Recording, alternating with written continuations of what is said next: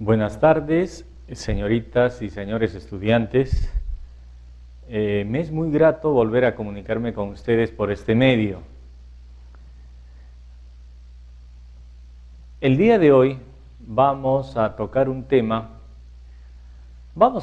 temas. El primero es el de la manipulación genética. Este es un tema que está constantemente en la discusión, que está constantemente hasta en las primeras planas de los periódicos y en los noticieros. Se habla mucho de la manipulación genética. Pero, ¿qué es la manipulación genética? ¿Cuáles son sus fines? ¿Para qué sirve? ¿Cuáles son sus desventajas? ¿Es favorable o no es favorable para el ser humano? Eso es lo que vamos a tratar de ver en esta exposición. El contenido de esta pequeña exposición es el siguiente. Va a haber una introducción. Luego vamos a conocer las características de este tema, los fines y por último los planteamientos a favor y en contra. Si es algo que nosotros los abogados y ustedes como estudiantes de la maestría tienen que tener en cuenta, es que primero debemos enterarnos del tema, conocer las posiciones a favor y en contra y recién tomar una posición personal, sin prejuzgar, sin hacer solamente caso a una versión que puede estar interesada por algún motivo, ¿verdad? Entonces, al finalizar la exposición, ustedes van a tener una idea y van a poder elegir su postura. De esta manera, esta va a ser una postura basada en los conocimientos, no solo de oídas. Bien, empecemos en la introducción. Veamos primero qué es la manipulación genética. Técnicamente, la manipulación genética es el procedimiento que intenta modificar o alterar el patrimonio genético de un ser viviente, sea en su integridad como en sus sustancias o componentes. Veamos, yo elegí esta definición porque me parece que es una definición bastante clara, sin darle demasiado vueltas al asunto. Vamos a entender la cabalidad. Entonces vemos que la manipulación genética es el procedimiento que intenta modificar o alterar el patrimonio genético de un ser viviente. Entonces, tenemos que tener en cuenta que no nos estamos refiriendo solamente a los seres humanos. Nos estamos refiriendo a los seres humanos, a los animales y también al mundo vegetal. Porque en estos tres estadios de la vida existe un patrimonio genético. Cuando se manipula, cuando se utilizan las técnicas de manipulación genética en el ser humano, por lo general los fines se refieren a encontrar una mejoría en la calidad de vida de los seres humanos y específicamente encontrar curas a enfermedades que hasta el momento no pueden ser curadas. Entonces, eso en cuanto a los seres humanos. Bueno, y en cuanto a los animales y a los vegetales, al mundo vegetal, también, porque ya estamos rodeados de seres vivos, seres animales y vegetales que ya fueron manipulados genéticamente para mejorar sus características, ¿no? Para mejorar sus características. Tenemos, por ejemplo, las reses que nos alimentan, ¿no? La carne que comemos. Muchas de estas reses, de este tipo de reses, no existían hace unos años, no existían como tales. Con el mejoramiento y con la alteración de su patrimonio genético se han creado nuevas razas que, por ejemplo, producen más leche, que producen una mejor carne, ¿no? Entonces, esa manipulación genética ya está en nuestro alrededor, lo queramos aceptar o no. Y en cuanto a los vegetales, por supuesto, pues, ¿no? Tenemos el ejemplo clásico de la manipulación genética en vegetales es la soya, ¿no?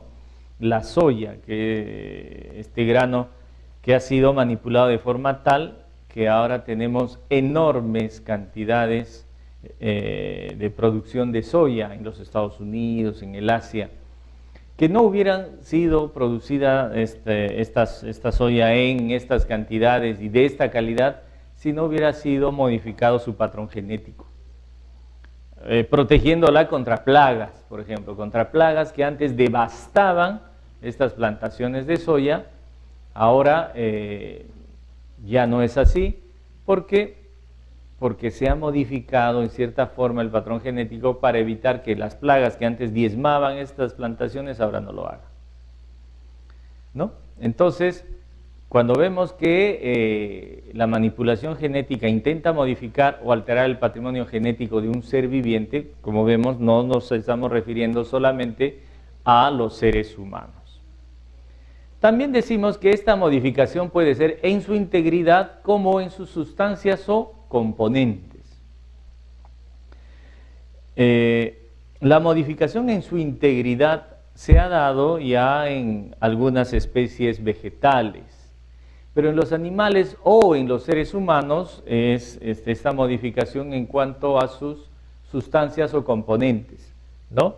Por ejemplo, en nosotros los seres humanos, al encontrar el mapa genético, al descifrarlo, ¿no? Y me estoy refiriendo específicamente al proyecto Genoma, ya se ha podido detectar qué genes tenemos que más adelante nos producirían algunas enfermedades irreversibles. Ya se está identificando, por ejemplo, el gen que produce el Alzheimer, ¿no? Y así, otro tipo de enfermedades que no son curables y que desgraciadamente son degenerativas. Ahora ya se identificó el gen que produce estas, de forma tal que lo que se está intentando ahora es poder quitar ese gen de la cadena del desoxirribonucleico para que en el futuro esta persona ya no tenga esta terrible enfermedad. Bien, veamos algunas de estas características de la manipulación genética. La primera es que es un fin para la técnica en la que se utiliza a un ser viviente como un medio. Sí, pues, como veníamos diciendo anteriormente, se utiliza a un ser viviente para esta manipulación genética en pro de un mejoramiento, de una mejora de su calidad de vida y también de una mejoría en sus cualidades intrínsecas, como por ejemplo en los vegetales, ¿no? Otra característica es que es una intervención no terapéutica. Al comienzo, por lo menos, es una intervención no terapéutica, ya que lo que se pretende es descifrar el genoma humano, entender cuáles son aquellos que producen determinadas enfermedades, retirarlos, ¿no?, de la cadena del ácido desoxirribonucleico y permitir que estas personas ya no tengan estas enfermedades más adelante. Aun cuando ahora también ya la manipulación genética se está haciendo también como intervenciones terapéuticas. Por ejemplo, me refiero a las células madre, ¿no? Con la experimentación en cuanto a las células madre para curar cierto tipo de enfermedades. Por ejemplo, para el trasplante de médula ósea, cuando existe una enfermedad, un cáncer a la médula, ¿no? Un cáncer, y especialmente en este caso, o enfermedades que tengan que ver con los cánceres a la sangre. Entonces ya se está trabajando con las células madre para hacer este tipo de trasplantes. Otra de las características se refiere a que está en etapa de experimentación. Sí, pues, estamos en plena etapa de experimentación en cuanto a la ingeniería genética, a la manipulación genética. Existen muchas opiniones en cuanto a que no debería experimentarse con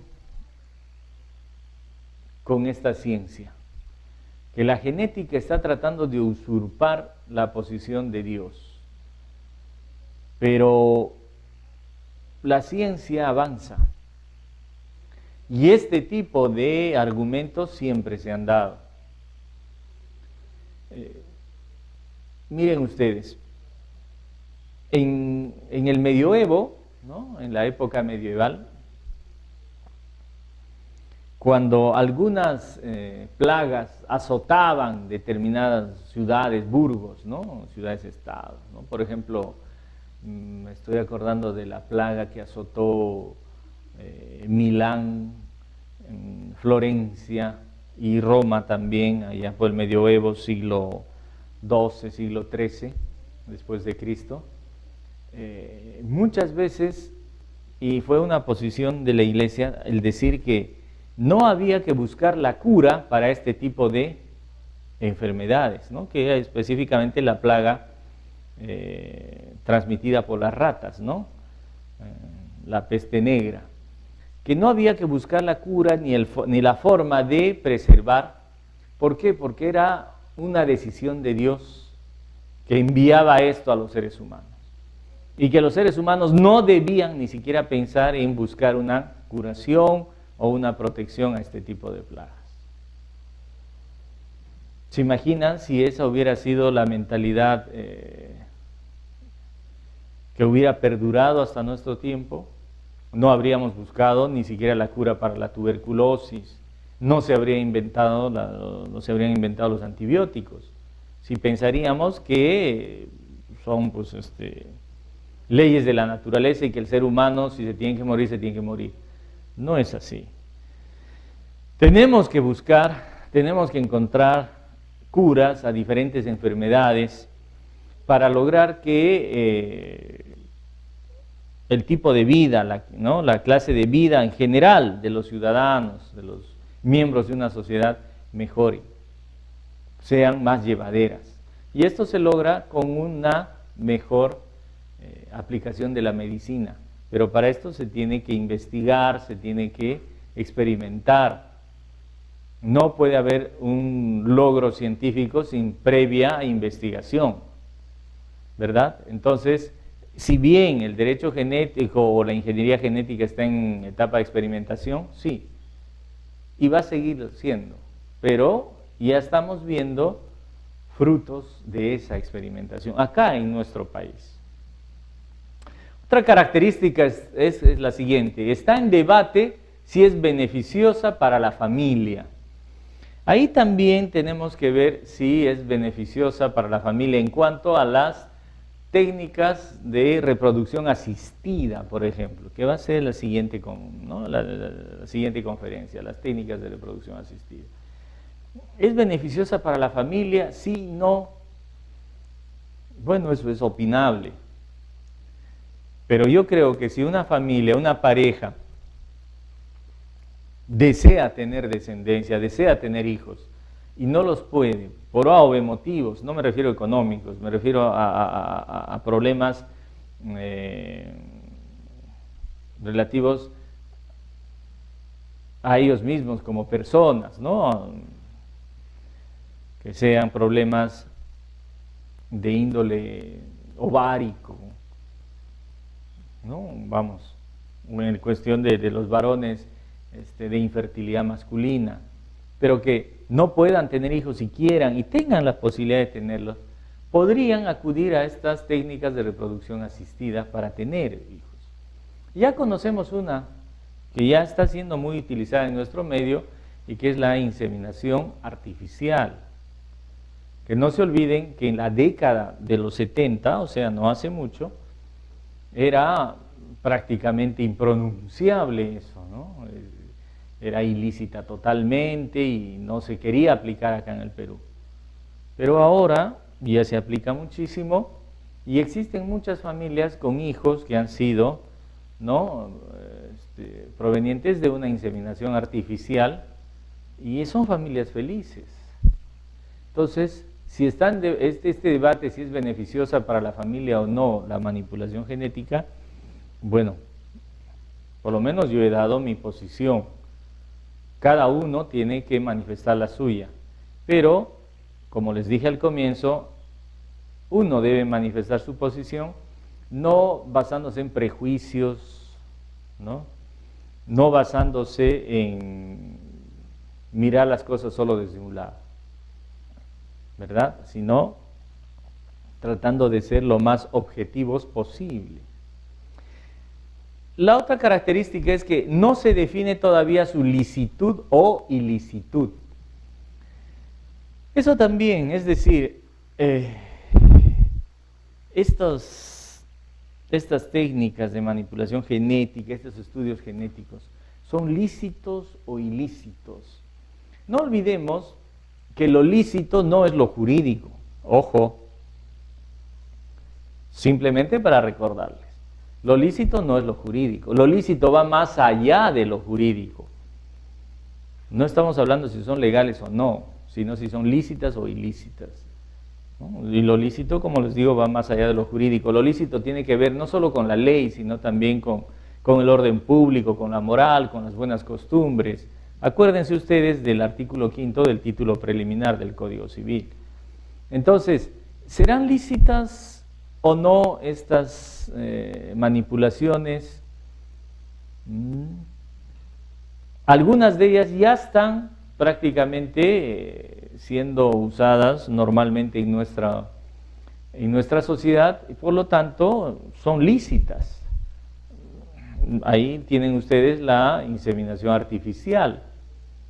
Es totalmente lícita. No creo que ahora nadie, o no sé, muy pocas personas digan que un niño que provenga de una inseminación artificial afecte el orden público y la moral. No.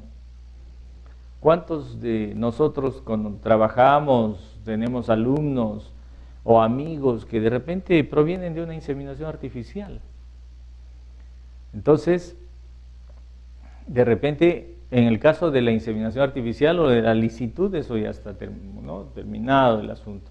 Pero hay otras, ¿no? Hay otras técnicas de reproducción asistida, por ejemplo, que ahí sí, estamos caminando por una línea, ¿no? Como decía Somerset Maugham, estamos caminando por el filo de la navaja. Bien. Veamos cuáles son los fines de la manipulación genética, ¿no? Determinados procedimientos de ingeniería genética, si bien intervienen directamente en la esencia de los seres vivos, marcan pautas básicas para encontrar la cura o el tratamiento de enfermedades, dolencias o defectos en el ser humano, y mejoramiento de las características de los demás seres vivientes en los que se realizan este tipo de experimentaciones, ¿no? En esencia, esos son los fines de la ingeniería genética, de la manipulación, de las técnicas de manipulación genética. Es decir, en esencia es buscar la cura, el tratamiento de enfermedades o defectos genéticos del ser humano. Con todos los médicos que están inmersos en esto de la ingeniería genética, de la experimentación, que he podido conversar, tienen ellos en mente eso, ¿no? Es decir, encontrar respuestas plausibles a problemas actuales. Por ejemplo, ¿cuánta gente actualmente está a la espera de un trasplante de riñón? Que tienen que ir 2 o 3 veces semanales a que le hagan todo un trabajo de diálisis en los hospitales. ¿Cuánta gente está a la espera de trasplantes de hígado, de corazón? Es una cola enorme. Y los que logran, eso es casi como sacarse la lotería. Entonces, cuando hablamos de la clonación, ¿no?, estamos hablando ya de ingeniería genética, no nos referimos a que se investiga para, ¿no?, las técnicas de clonación para clonar a un ser humano, sacar un profesor Darío Meneses igualito a mí. No, eso ¿a quién le interesaría? Además de eso no se podría hacer. ¿Por qué? Porque si por A o B clonan una célula mía, el que nacería sería un bebito. Y ese bebito no va a tener la misma educación o crianza que tuve yo. No va a tener mis mismos padres, no va a tener mi mismo entorno familiar, ¿no? Va a ser un ser humano parecido a mí, quizás físicamente cuando tenga mi edad va a ser parecido a mí, pero va a tener su propio mundo, sus propias experiencias vitales. No se olviden que nosotros somos una herencia genética, pero también adquirimos nuestras experiencias de vida, ¿no? Lo adquirido y lo heredado a partes iguales. Entonces, por más que ese niño digan que es una clonación mía, no se imaginen ustedes que va a ser otro Darío aquí con su saco plomo y su corbata a rayas. No. Lo que se busca con la clonación, realmente lo que se busca es poder clonar órganos. Imagínense ustedes que yo tengo un problema con mis riñones y que necesite un trasplante de riñón urgente si no voy a morir. Entonces, lo que se busca es poder clonar un riñón mío, de una célula mía, una célula sana mía que quede, clonar, hacer reproducir, hacer crecer, si quieren llamarle ustedes así, un riñón que me lo puedan, ¿no es cierto?, que me lo puedan trasplantar. Ese riñón no sería en lo absoluto repelido por mi cuerpo, ¿verdad? No sería rechazado. ¿Por qué? Porque es prácticamente como si hubiera sido un riñón que hubiera crecido conmigo, porque han clonado de una célula mía, tiene mi código genético. Entonces, eso es lo que se busca con la clonación. No clonar seres humanos, no, pues esas son fantasías y no tendrían ningún sentido. No, sino clonar sangre. Hace poco hemos estado en una campaña de donación de sangre.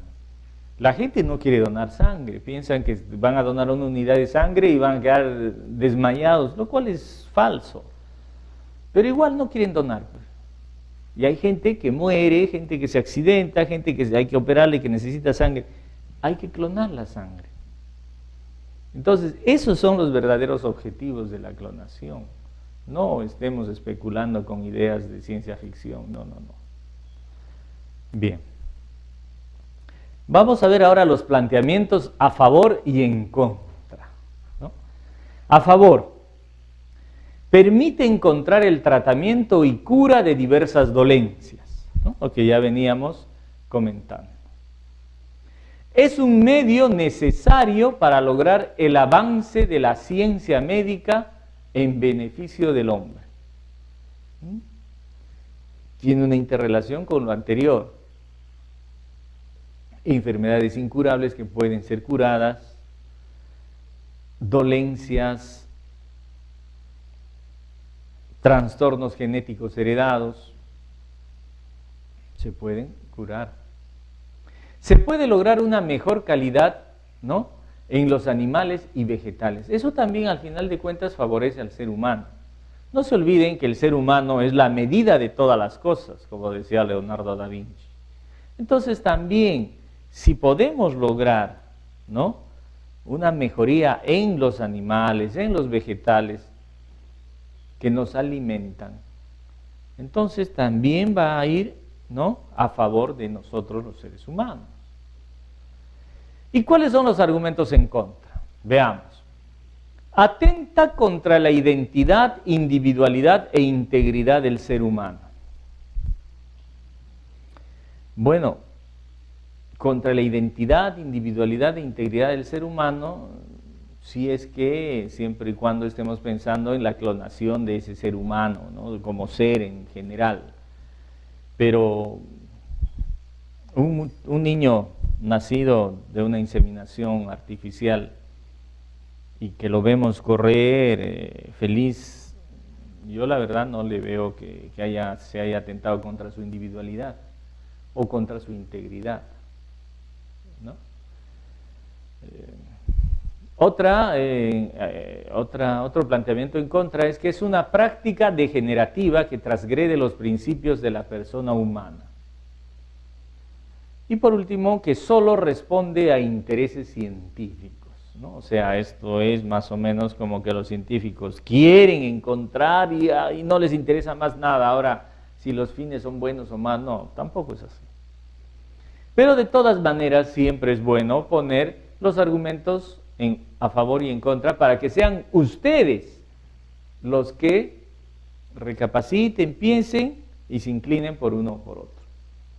No se olviden eso, ¿no? Somos abogados y los abogados escuchamos ambas partes y tomamos una decisión informada. Bien, yo les agradezco por haberme prestado atención.